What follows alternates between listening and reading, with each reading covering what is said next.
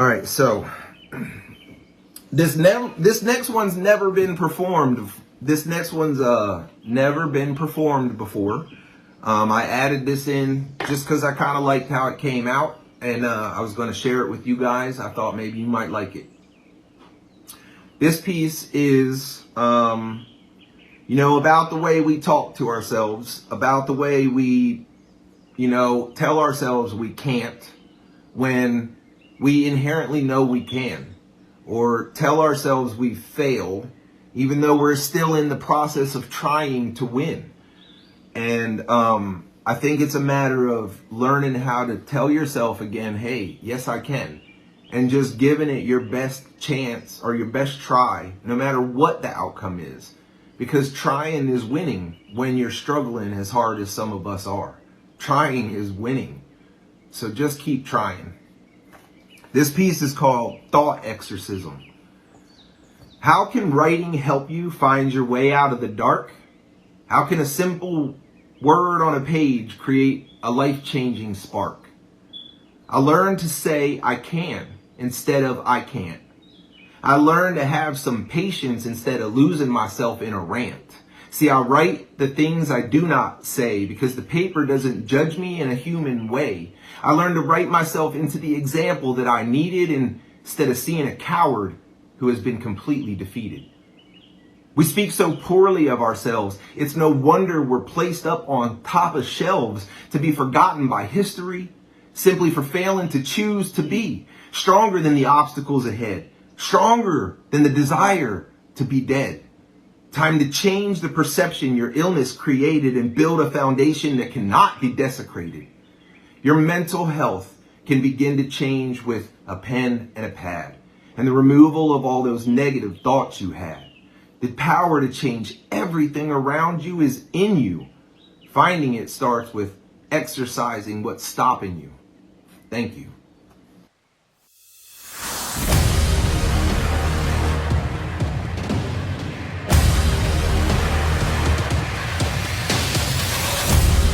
What's up, Hero Stock Nation?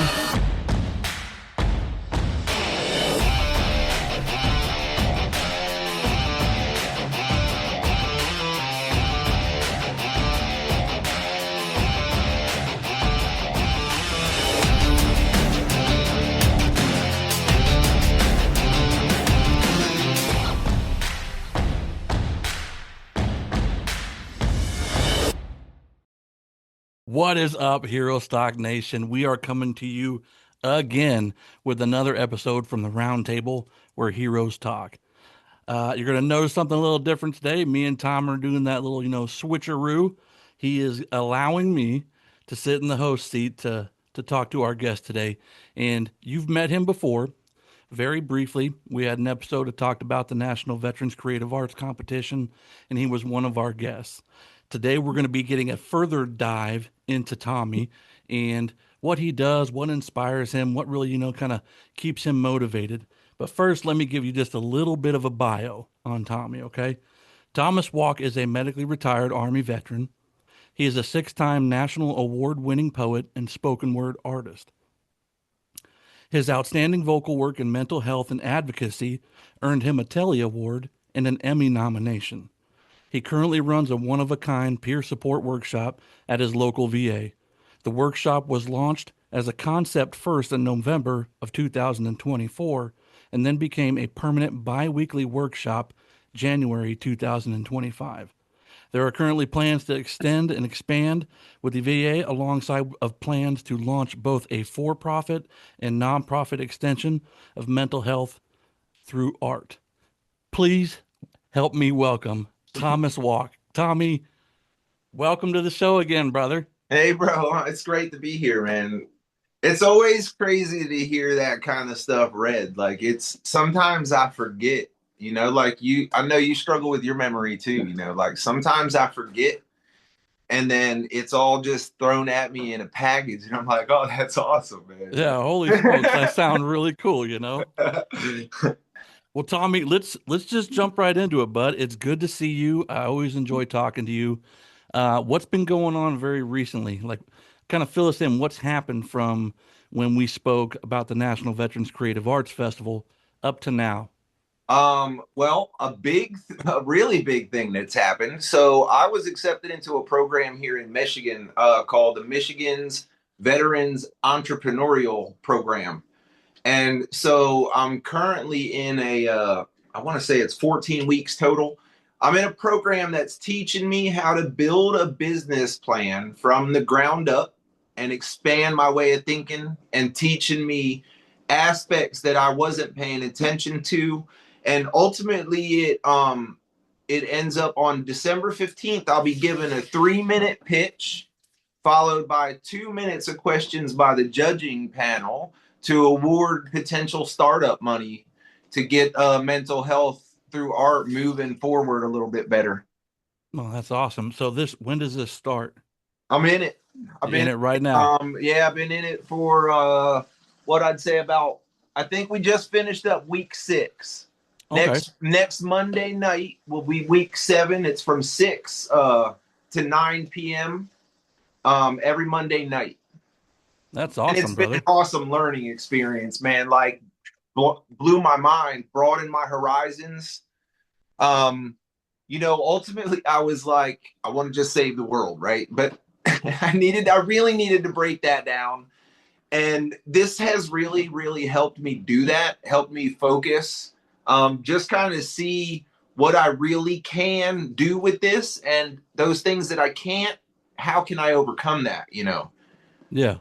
So You know, you'd say that this has kind of helped like, get a little more energy towards what we talked about in your bio. And I know we'll go into kind of each one of those topics when it comes to like the ideas of expanding and moving to like a for-profit and a non-profit. right, It helps really push that stuff through, mental health, therapy through the creative arts. right. Um, but let's back up real quick. We told them we're going to give you a deep dive into you, so we're going to go a little deeper, and we're going to go back to you in the army. All right, Oh tell boy. us why did you join the army, and what did you do? Oh, that's great. All right. So, I joined the Army because I had gotten myself into enough trouble to not really have much left. At the time, I was literally sleeping in the back of my car. It was wintertime in Jersey back then, which gets cold. And, like, I just was looking into the future of what was I in the eyes of my son. My son was pretty new then, my first boy. And I was really looking at, how do I portray being somebody that he can look up to? And it ain't this. So I got drunk and I went to the recruiter and I signed up, man. And then it changed my whole life. Yeah. So what did you do while you were in the army? So the first half of my career, I was a combat engineer running heavy equipment. So basically digging holes for tanks and dudes all over the place. It was really fun, man, because I really enjoyed the work. Um, I'm a technical thinker, so all the digging and all that stuff, it can actually be more precise than most people think. It's not just digging a hole. So, anyways, and then I hurt my back really bad, had surgery, and I reclassed over to medical maintenance. So I was actually on the medical side of the Army the second half of my career. Man. So how long did you serve? I was in for 10 years active duty before I Okay. finally medically retired. I retired due to injuries revolved around my back. At the time, they were still telling me that there was no way I could have PTSD. So I didn't get everything from the start, but they took care of me a little bit to get me going. And then I followed up and finished up and got what I was supposed to be getting. So I mean, I guess we could really say that, for, many who may be listening or even, the one or two that kind of hear about this episode and see it a little bit later on, that it is a common thing where soldiers they get out of the military and they keep fighting, for benefits to get those ratings, to really represent themselves completely and hope that someone's listening. Right. Um, Well, and that's the so thing, and remember, sometimes it seems like forever, and it can feel that way. For me, in my deployment was 06, 07, and I was struggling mid deployment because we have talked about what I went through. And I was struggling mid-deployment. Now, when I came home, I had a high-ranking Navy officer, can't remember, but anyways, as a psychiatrist, and he told me straight up, you cannot have PTSD because you were not blown up and nobody shot you. So you need to go on and get out of my office and hoo. And so, that really devolved into me really thinking like, okay, so if there's nothing wrong, then what's wrong? Like I really lost control of my ability to process what was going on. I left the service in 2010, and I struggled until 2000, I want to say 18, 19, even almost 20, I think, 2020 before I got my 100%. Wow. Yeah. Yeah. Well, I know there's been a few veterans that I have talked to that they say when they got out, they didn't feel like they had deserved benefits from the VA, and I think that the kind of interaction that you're talking about really kind of helps shape the stigma that, well, if you didn't come back blown up, missing a limb, or have a bullet hole somewhere, Right. then you're fine. You're still fully mission capable, and just go be the weapon that we want you to be. And see, it's And a hard thing to process because you're not wrong. So I leave thinking, okay, so if nothing's wrong, then what's the deal? And clearly, if I don't have PTSD, there's definitely guys worse off than me. So what right do I have to even? I mean, it was years before I started that process because of my own stubbornness. Well, Matt might need it more than me. Matt might need it. I'm gonna leave it alone. I'm gonna leave it alone. And yeah, that was just you do that to yourself so much, you're convinced that that's the reality of your situation, and it's not.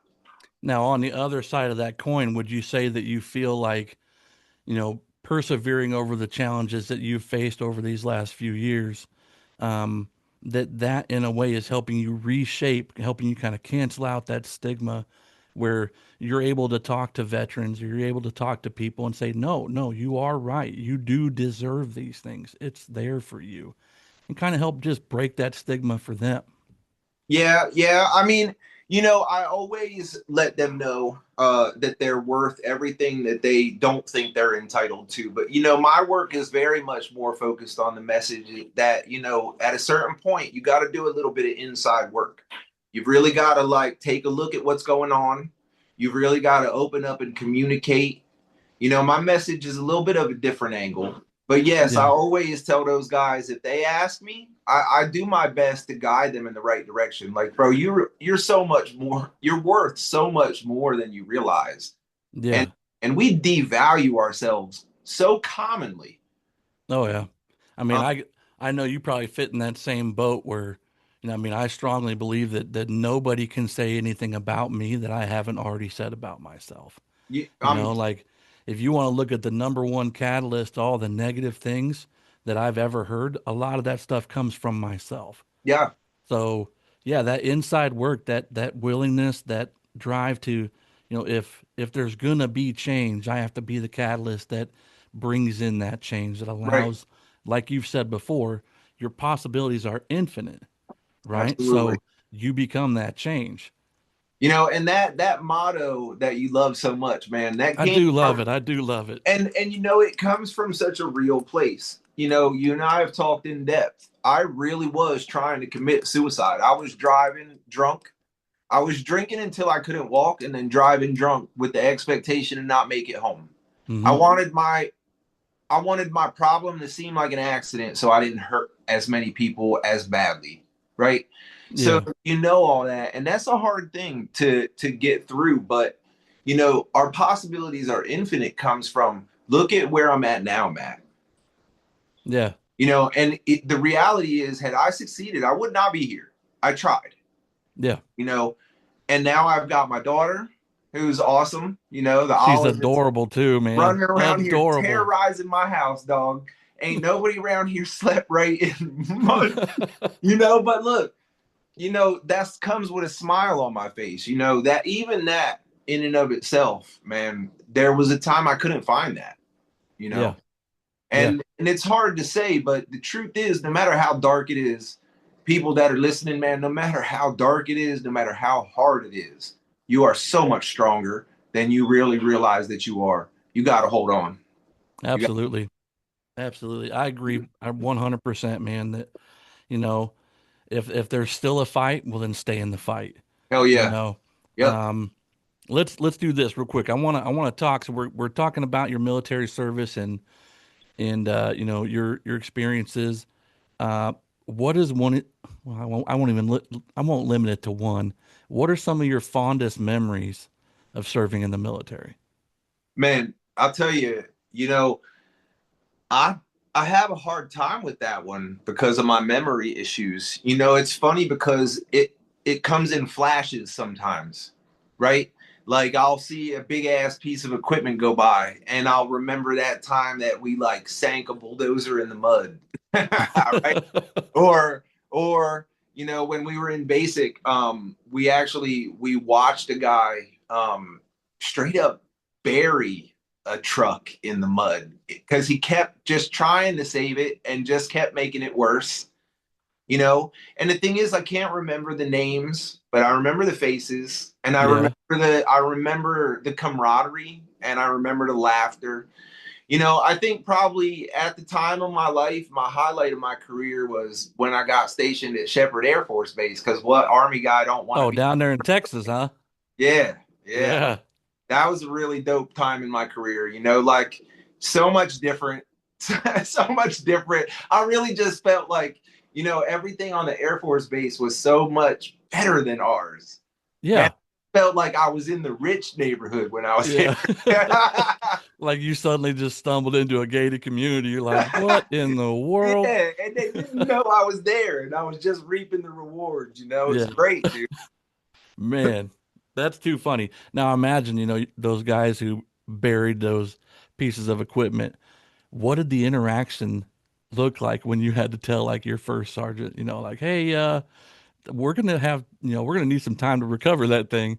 Dude, I'll tell you, like those things were always funny because there was obviously an air of irritation, but we were in training, dude. They Yeah. knew damn right well some idiot was gonna bury the truck in that field.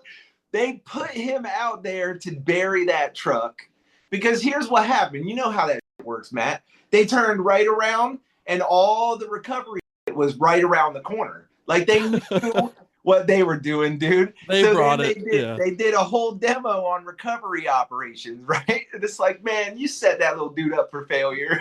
It makes me wonder if like your first sergeants and your sergeant first class, your platoon sergeants and whatnot, if they kind of tap each other on the shoulder, like just watch them real quick, just watch them, you know? Well, fun fact, I was lucky enough for a while. I did get to turn around and I was one of the instructors in the course I went through. Yes. Yes, we do. Nice. Yes, we do. We're taking bets. Okay, yeah, I bet it's that one. Absolutely, bro. And it's crazy. Some of those instructors, how dead on they are. They read those soldiers so well. They're like, nope, that's the one that's going to do this. That's the one that's going to do that. And watch, go ask that guy to get some grid squares. Guarantees he goes. Yeah. Bet, Go. you know? There's the one that's gonna ask for blinker fluid, you know? Crazy, crazy, man. I remember so many.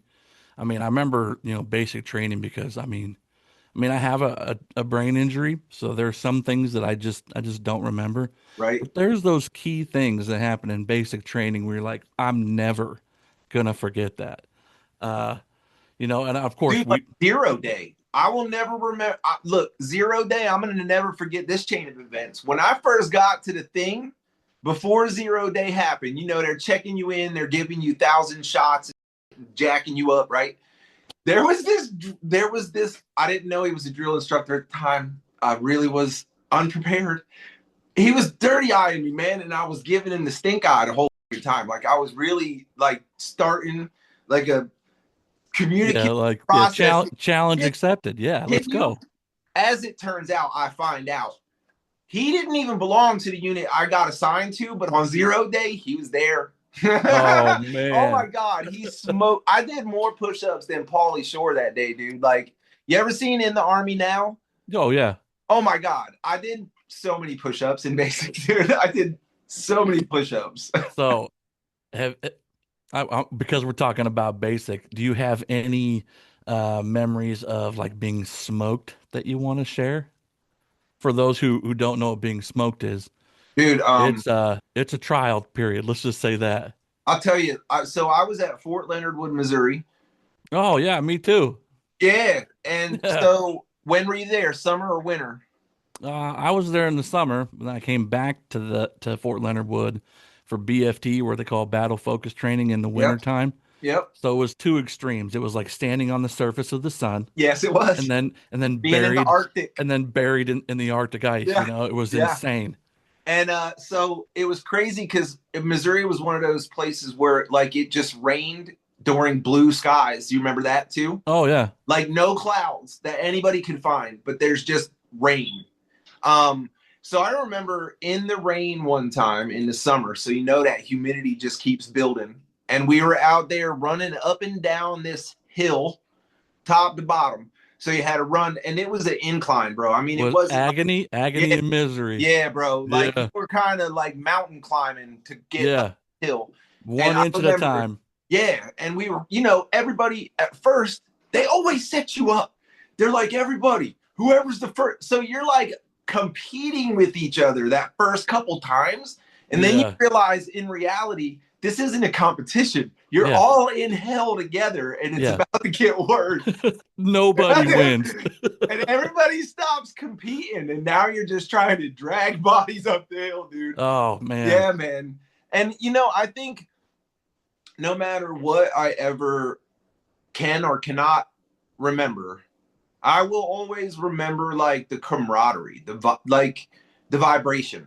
Like even Absolutely. when I was mad at the dude next to me, we figured that out because what choice did you have? You were the only people you had. And so at the end of the day, it's not like they were going to go, oh, he hurt my feelings. You're welcome. You can have this new assignment.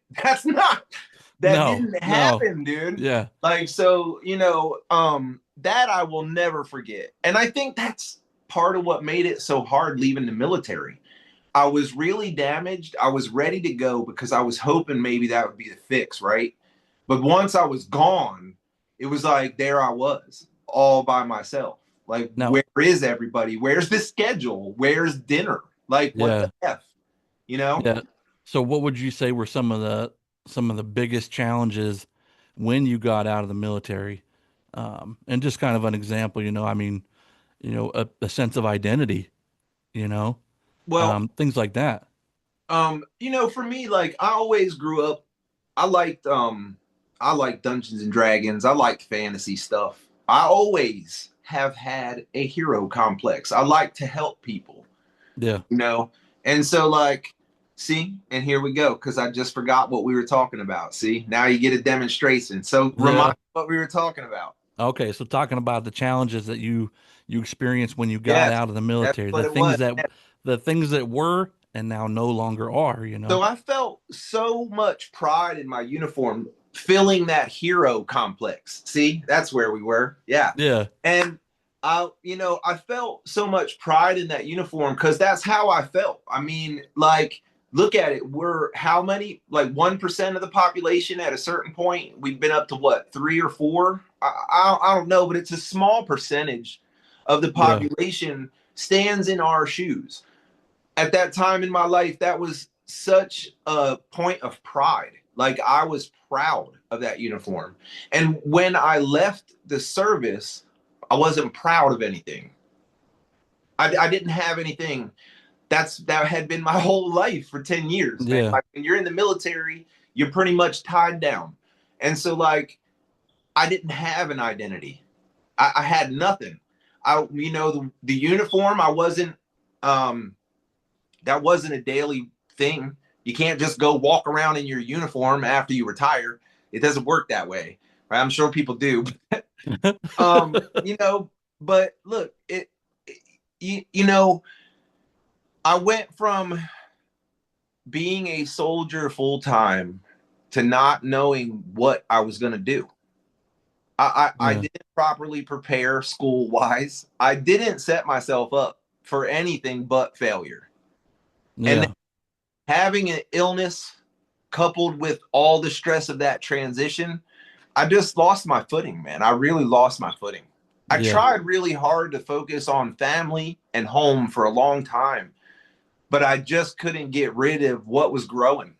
Yeah. I know in the previous episode that you were on when we talked about the Veterans Creative Arts Competition, there was something that you had mentioned, and I kind of wanted to talk a little more about that. It's, I mean, having these thoughts that we have, that intrusive thought or, that voice in our head that takes up real estate that shouldn't, Right. um, and then hearing from somebody, and then they may have the best of intentions at heart, but, hearing someone, say something simple like, just suck it up, man, and how offensive that is. Absolutely. Right. Can you But so, elaborate a Matt, little bit on I'm that? here. Let's do that. Let's debate. Is it though, Matt? Is it offensive? Is it offensive? Let's be real, because here's the deal. We both know what we've been through. The hardest thing to accept is that most of this struggle is an inside job. Oh yeah, absolutely. And so I would argue that suck it up is a pretty straight on, summary. Yeah. Now, I feel like what's offensive about that is when we are in crisis thinking, we don't understand any of that. Yeah. What I just said. The intentions of the person who is delivering the message Yep. and what they want to do for you or what they want to help you with, you lack the ability to comprehend it in a way that makes it conducive to your Right. health, you Right. know? Because So I sometimes mean, in those moments you can't see an hour from now. What am I supposed to suck up? There's yeah, nothing left. Right. yeah, So yeah. yeah. Yeah, it's like, it's you want to keep pouring into things that you believe, and still saving something for yourself, Right. you I know? believe if we learn how to adjust our focus, like I just said, I understand that sometimes that does offend me. It really does. But also, there's a part of me now that combats from the other side too. Okay, fine. I want to argue. I want to fight. I want to be. Yeah, Hold up. Time out. Because we both know that there's nothing to be angry about here. Just walk. If you can't get it together, walk away. yeah. Right. So it's a I've, matter of just once you understand, okay, he didn't mean it. He didn't mean it. He didn't mean it. It almost makes you start going, yeah, but why? Why didn't he mean it? Wait a minute. Maybe I do kind of need it. It almost, when you don't attack, it almost makes you contemplate, I guess. Is it yeah. maybe it's just me. I don't know. No, I think that makes, I mean, I think it makes sense. I mean, I know that, I mean, we're all human. We all, we get connected to our feelings, and, with those feelings, there are things that really kind of stick together, like happiness, joy, Right? peace. Those things are bonded together, but anger, frustration, lashing out, those things are bonded together too. Yep. And Yep. it's trying to manage. And I know we talked about the managed mind versus the man in the cage, Right? um, but trying to manage those in a way that keeps you with your hands on the wheel, Right. Yep. So it's an interesting, kind of balance. Um, would you say that particular balance is something that you've gotten better at? Yeah, yeah. I think honestly, like if like 7 years ago me met me now, he'd probably punch me in my mouth. Yeah, yeah. I Yeah, think there's probably a lot of people out there like that. yeah. Because like I gotta be honest, I'd have to really tell him get it together. Like, and Yeah, that would be so real. And I feel, and here's the thing, he'd know, yeah, but he wouldn't want to hear it. exactly. The new you talking to the old you may say something along the lines of "suck it up," Get up, bro. Come and on. you're like, "Oh, And not right that's now," how the right, and that's how the fight started, right? Yep. So So it's a crazy war that we battle with in our head, and but I mean that's just like you had mentioned. It's one of those things that it's an inside job, yeah, Like if we want that change, we got to be willing to get our hands dirty and fix ourselves. right. And So, really, who wants to take accountability?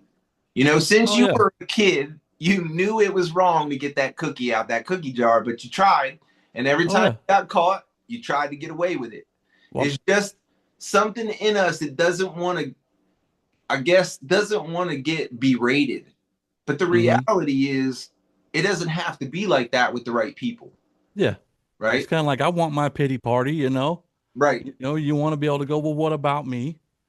right, Um, and then the big picture is you take that time that you have and where it's kind of like a quiet contemplation where you're really kind of thinking in more completeness, if that makes sense, instead of, viewing something from only one perspective. It's looking at the other side of the coin, right. Well, and I'm a big Marvel fan, right? So, there's in the original Avengers movie, right? Mark Ruffalo, the Hulk. yeah. He says, what's he saying? The Oh secret yeah. is always angry, right? Yeah. I mean, at a certain point, that's kind of almost the reality of it. You become exactly what you're fighting in order to fight it better, and then you change, Absolutely. you know? Um, because I turned that rage on myself a lot for a long time, right? I don't do that anymore. But it was all a process because for a while it was either you or me. All right, Yeah. well, if I got to change, I guess I'll take the hit. Well, then I got tired of taking the hit. And then I learned, well, wait a minute, time to make some real adjustments, right? Yeah. And that's why I try to get these veterans that I work with to write, because you don't have to share that with anybody. Yeah. I encourage everybody to share because that's where communication starts. Those things you're afraid of that you're writing down, if you share those with me, bro, now I'm in there with you. Now I actually can, to a degree, help you fight this fight. But with zero information, zero Yeah. communication, I can't even help you with anything. Yeah. You I mean, and it's one of those things where don't leave me in a position to speculate because I can't help speculation, mm-hmm. you know? So would you say that your writing, I mean, you would probably agree that, kind of getting into writing, it was for you when you first started. It was, you putting your thoughts and your feelings down on paper, right? What was it like? What was it like kind of looking at that from that particular standpoint of this is the change that I'm going to implement in my life? And at what point did that become change that you wanted to help others with? Wow. Wow, that's a deep question. At first, I just understood that I was releasing something. My work was really dark and really hard. Um, but then there came a point where I genuinely started to focus my writing purposely. So I got angry, I wrote, right? Not like Okay. days later I was sitting here writing, filling the time, but I started to purposely focus my writing. Well, what I started to see was while I was angry, I really wanted to put my hands on Matt. I wanted to do things out of character. When I wasn't angry anymore, I was able to look at that and go, bro, like you really need to take a step back because you shouldn't feel this way towards anybody, Yeah. right? And so it gave me a position to, for the first time, fundamentally see what everybody else saw wrong. I knew I was self destructing, but I really didn't understand, I guess, the how far I had gone. Yeah. Do you think that, I mean, perhaps, I mean, I'm kind of thinking of, just trying to visualize. It's almost like shining a flashlight in a really dark room, looking for a pinpoint, specific item Yeah, that you can go, that's what I want to work on. yeah, Um, Now, did your earliest work, was there a whole lot of search for resolution in that, or was it just kind of get it out? man. Nah, it was like vomit. It was like pain vomit, man. It was bad. I mean, I had a piece when I during all this, I had lost my wife and I lost a son, and I wrote a piece that just was blasphemous, man. I mean, I was on stage calling God down. So in a bad way. I Yeah. was so hurt by that. But that's the kind of shit that was coming out in the beginning. Um, and I really didn't, I had no real control over it. But see, when the feedback started to be a mixed bag of, wow, I'm just amazed that you would do something that raw on stage, and thank you. Versus, yo, that really is putting us in a place where we don't want to be, and you need to stop doing that. Yeah. That really made me evaluate, well, all right, and like I said again, focus my work. All right, well, how do I make this something somebody does want to hear?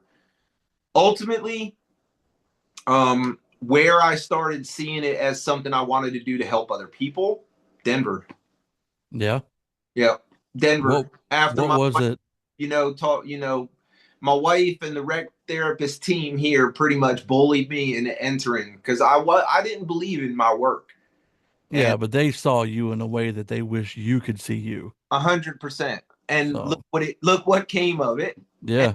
after that, we've talked about this. My wife and I talk about this all the time. Sometimes I don't want to lie to you.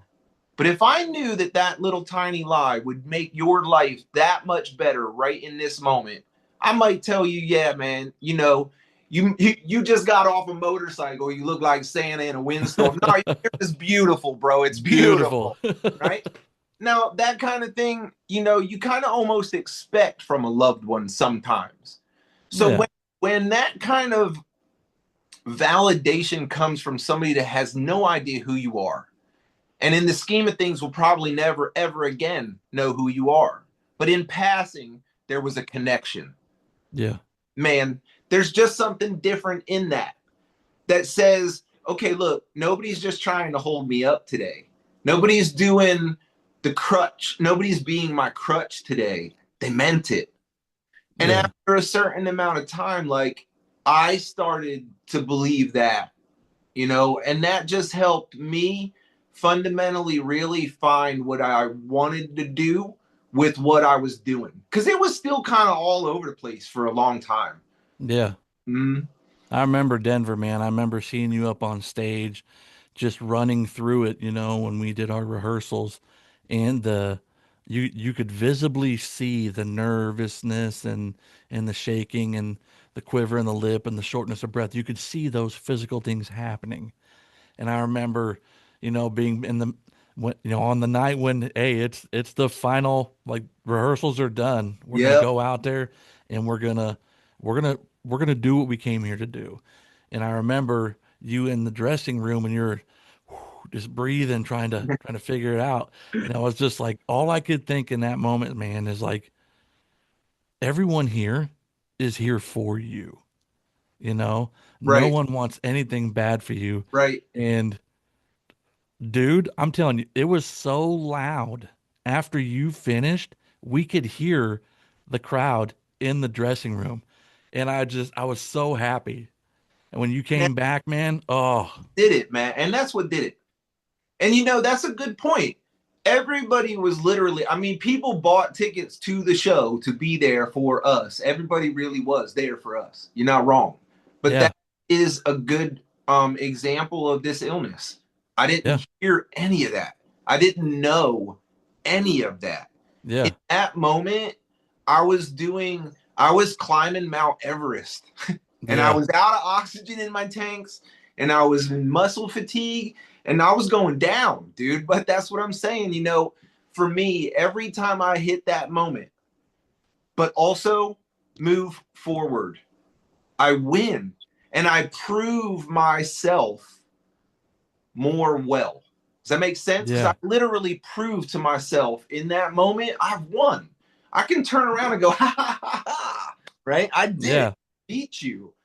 And in that, there's something powerful, and even if absolutely. it doesn't even matter what you do, just do something, achieve anything, because those small victories, they lead to bigger ones, dude. Absolutely. Well, I used to work at the Combatives Academy in Fort Richardson, Alaska, and one of the things we always tried to tell soldiers, when we're talking about grappling over dominant body positions, that you're gonna have an opponent that outweighs you. You're gonna have an opponent that is stronger than you, more Yep. skilled than you. Staying still is not an option. Right. You need to move. Yep. If you move and it's not a very good position, move again. Yep. You know, move until there are no more moves. Absolutely. You Which know, staying still in that because train of thought is not an option. absolutely. And that's the thing, because this mental fight, it's the same thing. If I stop moving, oh, the thoughts start climbing in and crowding in, and it's hard, but Yeah. here's the thing, like, the fun thing about mental warfare is you got more tools. Even if you can't get up out of bed, you can use your paper and your pen. Yeah. You can release something. That piece that you like that I did called He Can, about all the things I could do that day I was stuck in bed. Yeah. That's what I did. I couldn't get up that day, was talking myself right there stuck in bed under the covers, and I just picked up my pad and pen and started writing. And Yeah. there we were. So we've mentioned in the previous episode, and we've kind of briefly touched on it in this one. You are a nationally recognized poet, right? Yes, So sir. now, how many books do you have out now? Currently in print, I have 7 collections of poetry, Okay. and I have 3 fiction works published. Okay. Yep. Well, did you bring something to share with us today? Um, Now this other one that I added in here is a really powerful. It's a really powerful piece to me, because it really just kind of dips in and mentions all the different stuff that's really kind of going on. It's an amalgam of different situations. It's never the same thing. Tomorrow could be angry and sad and happy. And the day after that could be happy. And the day after that could just be, completely done and ready to give up. And it's like rolling the dice every morning for a random outcome. And it's hard. And I wanted to try to paint a picture of that. This piece was in our exhibit in September, and it got a lot of attention. And I actually used my AI music program to create a song from this that you can find on SoundCloud that personally I just absolutely love, because every time I hear it, it's a genuine snapshot to me of the whole picture of my mental illness, and I'm really proud of it. So this piece is called Dissection of a Broken Mind. Welcome everyone to a dissection of my head. Let's talk about what goes on inside that often goes unsaid. The regrets, the what ifs, and even the voices that want me dead. We're doing this because my phone rings when you need help, because you can see how strong I am. But what you don't realize in the time between is just how weak I really am, and how the smile you so often see me wear is actually a sham. It's like a war zone in here. Nothing is ever verifiably clear. Maybe I'm right. Maybe I'm wrong. I have no idea sometimes what's going on. I have no idea sometimes where I belong. And even when I feel I fit in, it feels like a trick. Like any moment, someone I love will just split because I was too much to handle. Inside my head lies fear and dread, suicidal thoughts that push me to the edge. I can't forgive myself of all the things I've seen. I wish I could take back some of the places I've been, and I want to change my own opinion of me. But I only seem to see the monster I believe won't let me be myself. How do I stop pacing in circles waiting on a miracle? How do I stop cursing at God for letting me keep myself less spiritual? I want someone to blame, so this mistake isn't signed in my name. And in the middle of all of these metaphysical and metaphorical questions, I gotta be a father and teach my kids some lessons. So I'm burning the candle wick from both ends while I'm desperately trying to make amends for mistake I made without control or concern, for bridges that I so casually burned. Meanwhile, I'm stumbling, bumbling, making brand new mistakes, straight up terrified because I'm playing for much higher stakes. I feel like I'm fumbling the ball play after play, but it don't feel like practice. It always feels like game day. So my anxiety is always running at peak, and it comes out wonky when I try to speak. Now I'm recognizing patterns in myself of past behavior while I'm perpetuating the idea that I'm my own savior. And I'm constantly doubting that I know what I'm talking about. So much so that sometimes I can't even sprout so much as one seedling from an idea. Now, all of this is going on all the time. I'm constantly running empty on overtime, fundamentally impacting my ability to write or rhyme. So I smoke 2 joints before I smoke 2 joints, like I learned from Sublime, just to slow things down for a clear thought, a rest from the chaos so earnestly sought. But understand, I don't really get high. See, that just kicks things into overdrive. No, I smoke until I find the wellness I seek. That unwavering peace I need when I'm weak, that I cannot find rolling the dice with big pharma, because taking the risk that what they won't do won't further harm you is too much more to ask of me. So I'm in constant combat, under attack from an unknown threat, some residual leftover traumatic impact. And it could be this or it might be that. So there's no real lasting peace for me to find because the trauma left a fingerprint I can't erase off my mind. But I'm out here showing you this chaos so that maybe you are not left at a loss. So that maybe you understand a bit more should this war ever come to your door. Thank you. Now, let me go ahead and just ask you this question, kind of jumping back into the, your writing being something that you initially were just trying to, it's like you said, it's like vomit, just getting it out. And then there were things that were, just dark and angry and just kind of like a disheveled chaos, but at least it was out. Do you find yourself going back to those pieces of work now and trying to create resolution in them? That's pretty cool. So you just made me actually remember something. I had a buddy of mine back in the day that asked me if I was one of those guys that writes sequels. Yeah. To his work, and I see that as the same thing, like a throwback to kind of respond to, and I've been thinking about it. The copy. I got a couple of poems that are entitled, like What Am I? Or Who Am I?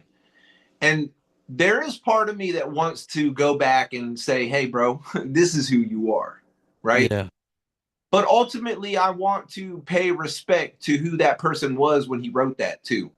Like, I don't feel like that poem needs resolution. He didn't need resolution. He needed to release, right? Kind of like viewing it like almost like a growth chart. Absolutely. Yeah.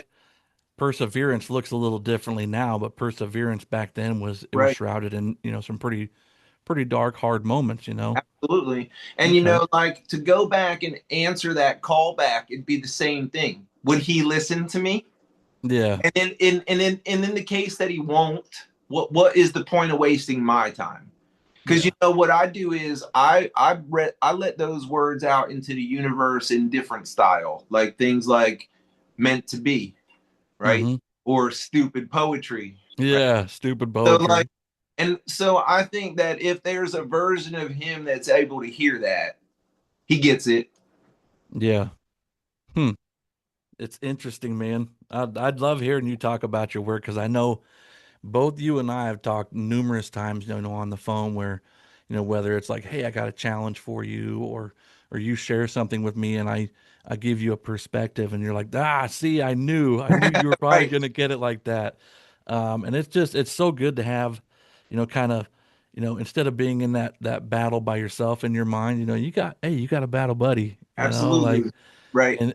and both you and I are the caliber of person that we don't want to see people experience, trauma or hard times. So we want to do everything we can to help them. Absolutely, man. Now this is a question kind of off the wall. I know we was talking about uniforms and whatnot. Do you ever put your uniform on and just kind of strut around the house? Nah. No? Nah. I'm the only one then? Maybe, Matt, you might be a peacock, bro. Maybe. I tell you what, I lie to myself every time I do it. I put it on, I stand in front of the mirror and I'm like, I still got it. No, you don't. No, I'll tell you, first of all, number one, I don't put that uniform on because, again, I can't remember very well. I don't actually know if everything is in order or squared away. And the one thing I pride myself is in my whole military career, I only got gigged in like 2 or 3 inspections in my whole career. Yeah. My uniform was squared away, man, until I really started to decline. like my appearance and stuff and my professionalism, I tried to keep up with that, you know. Yeah, yeah. Well, Um, that was the standard, to right, maintain that fit, professional, just rough as nails appearance. And I mean, I tell you now, like I put it on, but I certainly am not going to go get hemmed up by somebody who knows better. right. That's the last thing I want. Now I got a pair of BDU pants that I wear. Yeah, sometimes like with a hoodie and stuff like that, but not as an actual uniform. I will admit I did wear it out in public once. It was to a costume party and my nephews were around and so I wanted to dress up like soldier That's again and I awesome. I have my my camos on and I went over. They're just like, "Oh, you look so cool." But I'm gonna tell you what, I was also 30 pounds heavier. I Yeah, there was some issues with the trim appearance, you know what I mean? bet. I bet. But hey, that just means you're happy, right? Oh yeah, absolutely. Yeah, brother. So what do you think? Do we have a piece of literature you want to share with us Well, from? so um so yeah, I don't actually have any real copies around. This is the author copy, so it's got like a do not sell band on it. Um did you have anything in mind? No, no, I want you to read what kind of speaks to you. Well, so you keep going back to the way the past was, and there's a lot of profanity in some of this old stuff, buddy. Are you ready for that? Well, I think we got All Tom in the background. He can clip it out. right. Fair enough. All right, so now if he gets on and watches, I got a buddy of mine, Mr. Blank, really, really liked this poem when he first read it back in the day. I'm gonna go ahead and read this to you, but Okay, be give us the prepared. title. Give us the title and maybe kind of speak on where you were when it was created. All right. So in my head, I was really just screaming at everybody that kept telling me that they understood. You Okay. ever, you ever in when you're not doing so well, you ever have a civilian tell you that they get it? Hey man, I get it. I totally understand.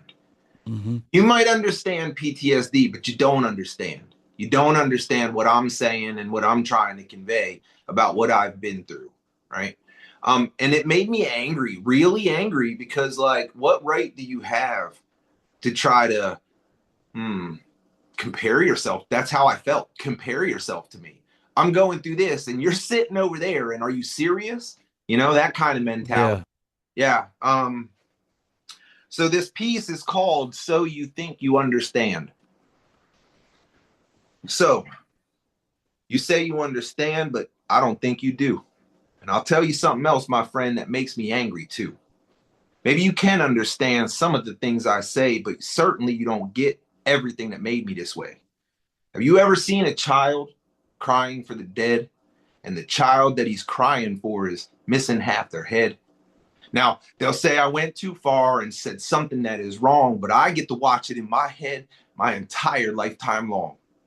Those children are replaced by mine when I drift away for snores. I always watch them dying. Those Z's for me, they're chores. Have people ever shot at you, but not just with a toy? Then you go and turn around and the gunman's just a boy. I was almost blown up once, survived by a literal inch. If I'd stumbled my way around that night, I wouldn't have needed a pinch. See, I would have been dead, just pretending to be asleep. And some days I still long for that so my dark thoughts can't creep. Once I worked nearby a ward where they saved people like you, but there were dead bodies everywhere. Men, women, and children too.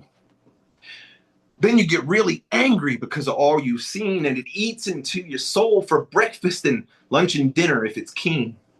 You isolate for safety for the people you're around, but then when they are needed, they're nowhere to be found. People say in their family, great, because that's what I need. But in reality, they're looking for my misery so they can feed.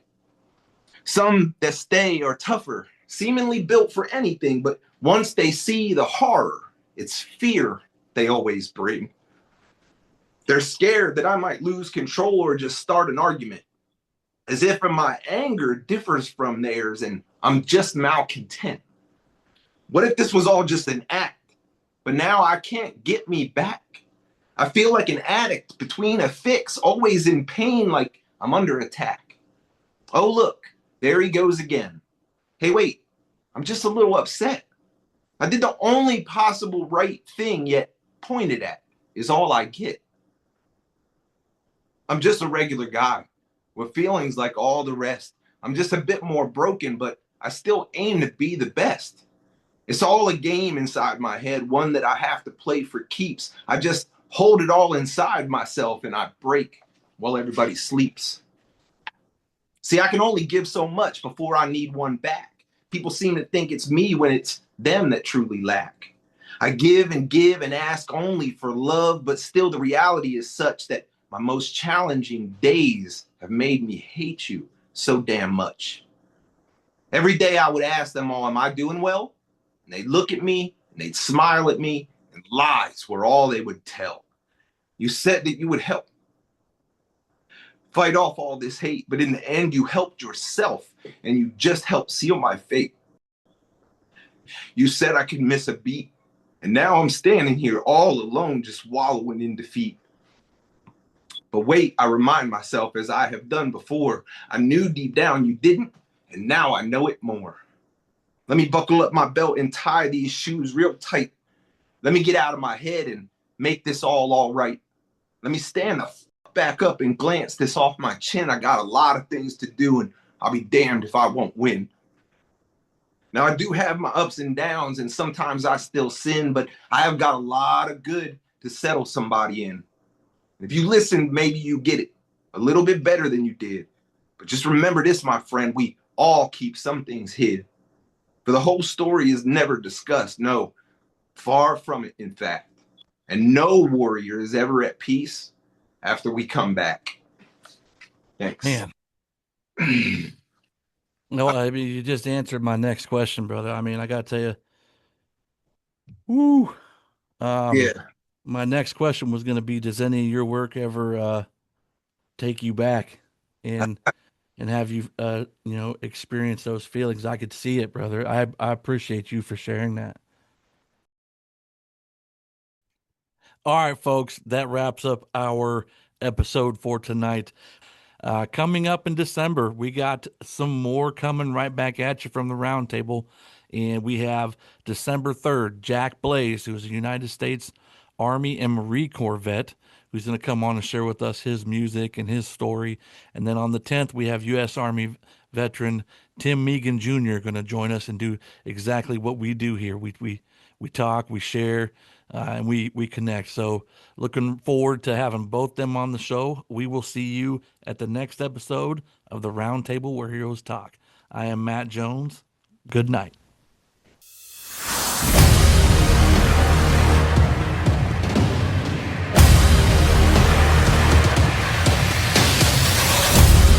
What's up, Hero Stock Nation?